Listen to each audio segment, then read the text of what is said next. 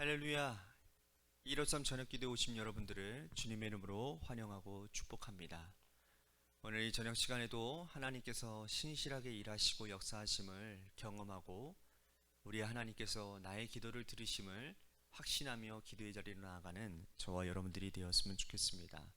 여러분, 기도하면 우리의 기다림 가운데 하나님의 뜻이, 하나님의 약속이 이루어집니다. 이 사실을 믿으며 우리 같이 확신하며 이 기도의 자리로 나아갔으면 좋겠습니다. 먼저 우리 같이 하나님 앞에 찬양하기를 소원합니다. 하나님, 당신의 마음이 내 안에 있기를 원합니다. 그래서 주님처럼 살기를 다짐합니다 라고 하는 마음으로 우리 같이 찬양하며 나아갔으면 좋겠습니다.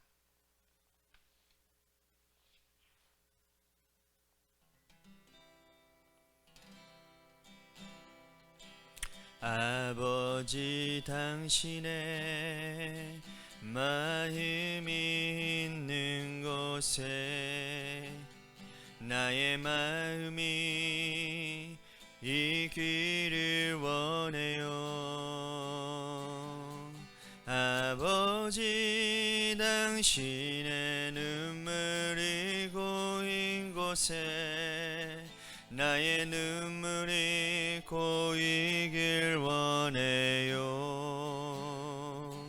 아버지, 당신이 바라보는 영혼에게 나의 두 눈이 향하길 원해요.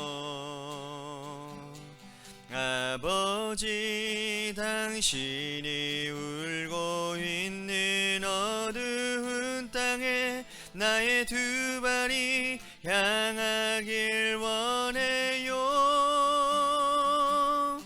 나의 마음이 아버지의 마음 알아. 내 모든 뜻 아버지의 뜻이 될 수 있기를 나의 온몸이 아버지의 마음 알아. 내 모든 삶 당신의 삶 되기를. 아버지, 당신의 마음이 있는 곳에 나의 마음이 있기를 원해요. 아버지, 당신의 눈물이 고인 곳에 나의 눈물이 고이길 원해요. 아버지, 당신이 바라보는 영혼에게 나의 두 눈이 향하길 원해요.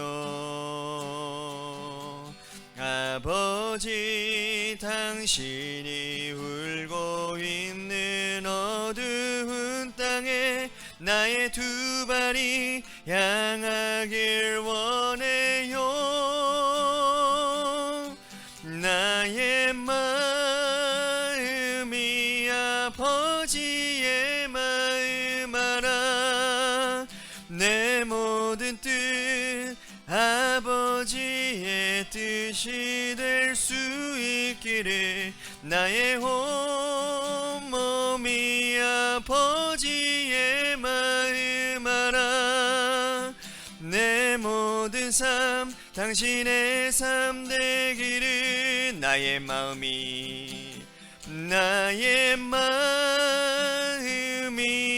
아버지의 마음 알아. 내 모든 뜻 아버지의 뜻이 될 수 있기를 나의 온몸이 아버지의 마음 알아. 내 모든 삶 당신의 삶 되기를.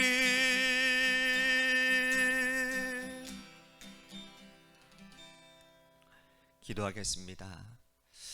하나님, 오늘 우리들의 삶에 내가 말하고 내가 행동한 모든 것들이 하나님의 마음에 합한 것이었음지, 주님의 마음대로, 주님의 뜻 가운데로 우리들이 살아갔는지 하나님 오늘 기도하며 또 말씀을 보며 깨닫고 다시 우리들의 복잡했던 마음들, 하나님께 돌이켰던 그 마음들 시간 다시 회복되어져서 주님 가라 하신 그 길, 주님의 마음에 합한 그 길을 당당히 하나님 힘있게 걸어가는 은혜를 이 시간 허락하여 주옵소서. 오늘 이 저녁 시간에도 하나님 앞에 간구하는 모든 기도 제목들마다 믿음대로 응답하여 주시고 역사해 주실 줄 믿고 감사드리며 사랑이 많으신 예수님 이름 받들어 간절히 축복하며 기도하옵나이다. 아멘. 오늘 말씀 보도록 합니다. 로마서 6장 1절에서 5절 말씀까지 보겠습니다. 로마서 6장 1절에서 5절 말씀 우리 같이 한 목소리로 다 함께 봉독하도록 하겠습니다. 시작.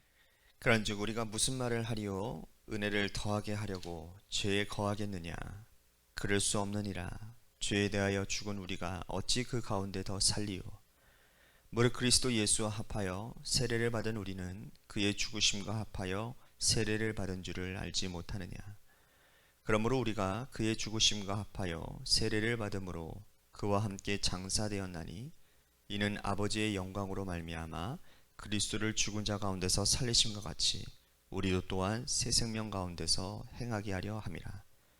만일 우리가 그의 죽으심과 같은 모양으로 연합한 자가 되었으면 또한 그의 부활과 같은 모양으로 연합한 자도 되리라.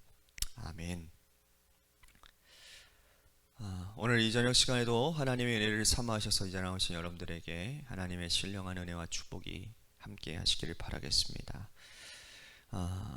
여러분 과거 수십 년 전만 해도 결혼식에서 주례 선생님이 빠지지 않고 했던 말 여러분들 기억나시나요? 여러분들도 그 얘기 많이 들어보셨을 텐데 검은 머리가 팥불이 되도록 두 사람의 사랑이 변치 않고 영원토록 아끼고 사랑하고 그렇게 백년해를 살아라, 뭐 그런 말 많이 들어보셨죠? 여러분 들어보셨죠?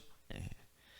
사실 결혼식장마다 가는 곳마다 너무 자주 들어서 뻔한 말씀이기도 해서 머리에 잘 남지도 않지만, 그러나 지금 와서 돌이켜보면 그 말이 정말 진리 같고 변치 않은 결혼 생활에 꼭 필요한 말이라는 사실을 우리는 부인할 수 없습니다. 왜냐하면 결혼이라고 하는 것은 두 남녀가 서로 다른 환경에서 태어나고 자라고 성장하다가 서로 뜨겁게 사랑해서 백년해로를 다짐하고 결혼하는 것인데, 서로가 공동 운명체가 되었음에도 불구하고 서로의 마음이 맞지 않으면 툭하면 다투고 툭하면 갈등하며 그 결혼은 그래서 오래 갈 수 없게 되어진다는 거죠.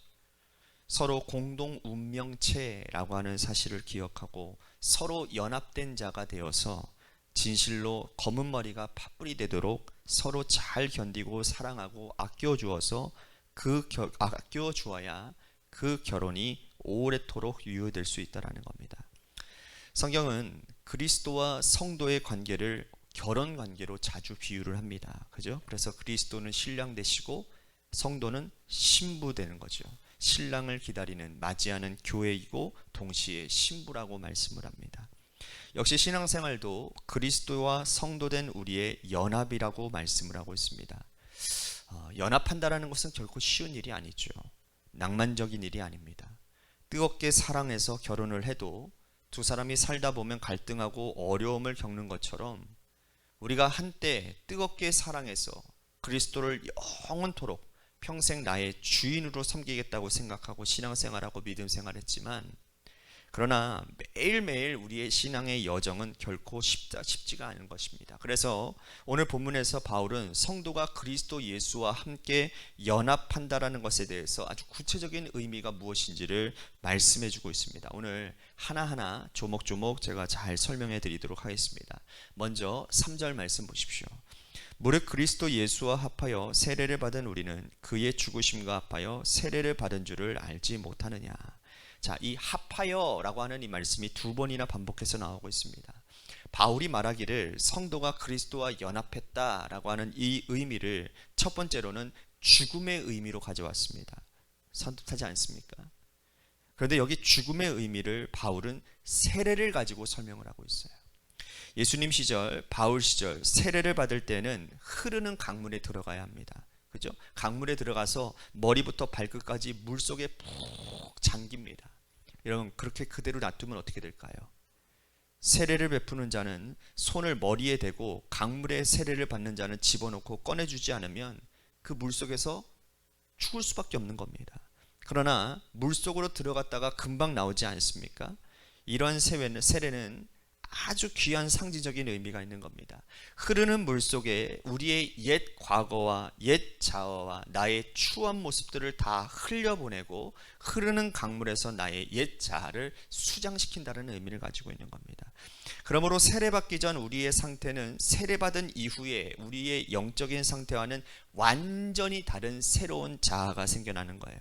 과거에는 사단에게 종노릇하며 살아갔던 우리가 세례받은 이후에는 과거의 나를 죽이고 이제는 그리스도 예수의 종으로 새로운 인격과 새로운 존재로 거듭나야 된다는 의미가 바로 이 세례의 의미인 것입니다. 바울은 여기서 말하는 이 세례의 의미를 그리스도와 연합한 자가 가져야 되는 죽음의 의미로 가져왔다라는 거죠. 여러분, 신앙생활 제대로 하는 사람, 예수를 제대로 믿기 위해서는요, 매일매일 죽어야 된다는 것을 가르치고 있는 겁니다. 바울이 이 말씀을 그대로 기억하고 있다가 고린도전서 말씀에서도 15장에서 뭐라고 말하는지 아세요? 나는 날마다 죽노라 라고 말씀을 합니다. 이렇게 고백한 사도 바울도 사실 불쑥불쑥 옛날에 그 과거의 자아가 솟아올라 나오는 것을 거절하고 거부하지 못했습니다. 그는 바나바와 함께 마가, 요한의 문제로 심하게 다투었고 피차 갈라서게 된 이야기 아시죠? 옛 자아가 그때 자기 자신을 지배했기 때문입니다. 여러분들은 어떻습니까? 나는 예수님과 합한 자라고 자부하고 살면서도 과거의 옛 자아가 매일같이 불쑥불쑥 솟아나 올라와서 괴로웠던 적이 여러분 없으십니까? 오늘 하루만 해도 몇 번은 그런 것들을 경험해 갔을 거예요. 그죠? 여러분, 우리는 옛 자아 때문에 낙심하고 피눈물을 흘린 적이 참 많습니다. 우리가 신앙생활을 제대로 하기 위해서는 예수 그리스도의 십자가에 나의 옛 과거를 완전히 못 박아 버려야 됩니다. 여러분들은 십자가를 보실 때마다 무엇이 떠오르십니까? 십자가는 그저 목에 걸고 다니면서 예쁘다, 아름다운 장식으로 생각하고 계십니까? 그런 용도가 아닙니다. 십자가를 볼 때에 저 십자가에 나 대신 예수님이 달려 돌아가셨으니 나는 예수 믿는 자가 되어서 예수님의 십자가에 나의 옛 정과 나의 옛 과거와 나의 옛 사람을 매일같이 못 박아 죽이겠다라는 결단과 의지가 그 십자가를 바라보며 필요하다라는 겁니다. 오늘도 우리들이 이 하루를 살아가면서 우리의 옛 과거의 모습을 완전히 죽이고 흐르는 강물에 나의 옛 과거를 흘려보내고 다시 한번 새로운 자아로 예수 그리스도와 연합된 자로 부족함 없이 살아가기를 여러분들 오늘 이 저녁 시간에 결단하는 시간이 되었으면 좋겠습니다. 이어서 5절 말씀 보겠습니다. 우리 같이 한번 읽어봅시다. 5절 시작. 만일 우리가 그의 죽으심과 같은 모양으로 연합한 자가 되었으면 또한 그의 부활과 같은 모양으로 연합한 자도 되리라. 자, 5절 말씀의 중요한 말씀은 같은 모양으로 라는 말씀입니다. 그의 죽으심과 같은 모양으로 연합한 자가 되어야 그의 부활과 같은 모습으로 우리가 부활한 자가 될 것이라고 바울이 말하고 있는 거예요. 예수 믿는 사람들 중에 부활을 거절하는 사람은 아무도 없을 것입니다. 그죠? 이 땅에서의 삶이 우리의 인생으로 끝나버린다면 이건 얼마나 허무합니까? 그죠? 이 땅에서의 100년 인생을 여러분 살았는데 그 인생 순식간에 지나가 버립니다. 정말 어른들 말씀처럼 눈 깜짝할 사이에 흘러가 버리는 거예요. 보세요. 저도 어떻게 보면 80 인생이라고 할 수 있는데 절반에 지났습니다. 저도 눈 깜짝할 사이에 지나가더라고요. 하지만 우리는 이 땅에서의 삶으로 끝나지 않습니다. 부활로 그리스도와 연합이 되는 자가 되는 것이죠. 부활의 영광이 얼마나 찬란합니까? 그리스도 예수께서 부활하신 그 부활의 영광, 우리가 그 부활의 그 다음의 열매가 되어서 천국에서 부활의 산소망을 가지고 입성한다라는 사실, 여러분 생각만 해도 가슴이 벅차지 않습니까? 그런데 사람들은 관가하는 것이 있습니다. 그리스도와 같은 모양으로 부활하기 위해서는 그의 죽으심과 같은 모양으로 죽어야 하는 것이 필요하다라는 겁니다. 또 죽는 이야기가 나오네요. 그러므로 연합의 두 번째 의미는 그리스도와 같은 모양을 가지는 겁니다. 여기서 우리가 상상을 해 보셔야 돼요. 예수 그리스도의 십자가가 어떤 모양이었는지. 예수님께서 대제사장의 집 빌라도의 공간에서 이리저리 끌려다니며 신문을 받을 때에 그 비참한 고통의 순간들, 예수님이 십자가의 형틀에 확정되어져서 예수님이 채찍질 당하시고 로마 병정에 의해서 온몸이 다 심이 뜯겨져 나가는, 그리고 이마에는 가시면류관을 쓰시고 머리에서부터 흘러내린 그 피가 온몸에 가득 채운 그 모습을 여러분 상상해 보십시오. 십자가에 달리신 예수 그리스도께서 온몸에 피를 흐르고 창의 옆구리에는 창이 찔리고 손과 발에는 못이 들어가서 더 이상 말씀조차 하실 수 없는 상태까지 된 것까지가, 우리는 그러한 같은 모습으로 주님의 죽으심에 동참해야 된다라는 거죠. 그런데 여러분 오해하시는 것은 곤란합니다. 우리의 육체가 이러한 같은 모양의 고난을 받으라는 것이 아니죠. 죄와 싸우되 피 흘리기까지 투쟁하라는 뜻입니다. 예수 그리스도께서 십자가에 달려 돌아가신 이유는 무엇 때문입니까? 우리 죄 때문이잖아요. 예수님의 십자가의 형은 우리의 죄를 구속하시기 위해 받으신 십자가 형벌입니다. 그러므로 우리가 같은 모양으로 주님의 죽으심에 동참한다라는 의미는 뭡니까? 이 땅을 살아가며 죄와 싸우되 예수님께서 십자가의 상에서 피 흘리기까지 처절한 몸부림 가운데 투쟁하셨던 것처럼 우리도 죄와 그렇게 투쟁해야 된다라는 겁니다. 여러분들은 죄와 얼마나 싸우고 계십니까?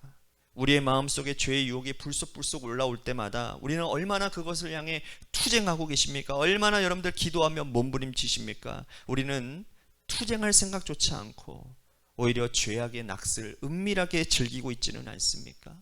이러한 과정이 예수 그리스도와 연합하여 그의 죽으심과 함께 가는 과정이 바로 성화의 과정인 겁니다. 어떻게 우리는 이 성화의 과정을 성실하게 감당할 수 있겠습니까? 예수 그리스도께서 우리를 위하여 죽으신 그 시점, 칭의의 과정의 시점 때문에 그렇습니다. 우리가 아직 연약했을 때에, 우리가 아직 죄인 되었을 때에, 기억나시나요? 우리가 십자가의 원수 되었을 때에 그리스도께서 우리를 위하여 친히 돌아가 주셨어요. 이 놀라운 구원의 사실을 기억하고 떠올린다면 우리는 그 사랑 의지에서 죄와 싸우되 피 흘리기까지 투쟁하며 싸울 수 있습니다. 또 싸워야 하는 겁니다. 사랑하는 성도 여러분, 우리들의 삶이 끝날 때까지 우리는 예수 그리스도와 연합한 자라는 사실을 꼭 기억하시기를 바랍니다. 그 연합한 자가 되어서 주의 죽으심에 동참하면 영광의 부활도 역시 같은 모양으로 하나님의 영광의 자리, 예수 그리스도가 계신 그 부활의 영광의 자리에 우리는 온전히 도달하게 되는 줄로 믿으시기를 바랍니다. 이 은혜를 달라고 오늘 이 저녁 시간에 우리 같이 기도했으면 좋겠습니다. 여러분들을 힘들게 하고 여러분들을 자꾸 신앙 주님과 멀어지게 하는 영역들이 있으십니까? 오늘 그것을 위해서 정말 여러분들 예수님께서 피 흘리시기까지 싸웠던 것처럼 여러분들도 그 죄를 가지고 피 흘리기까지 투쟁하며 뜨겁게 기도하는 이 저녁 시간이 되었으면 좋겠습니다. 또 한 가지 우리 같이 기도할 것은 우리 교회를 위해서 기도하도록 합니다. 담임 목사님 저를 위해서 여러분들 반드시 기도해 주시고, 또한 우리 교회가 주님의 이 지역들을 섬기는 그런 사역들을 잘 감당할 수 있는 준비를 하고 있습니다. 여러분들 이런 준비 과정 가운데 우리들이 기도하지 않으면 안 됩니다.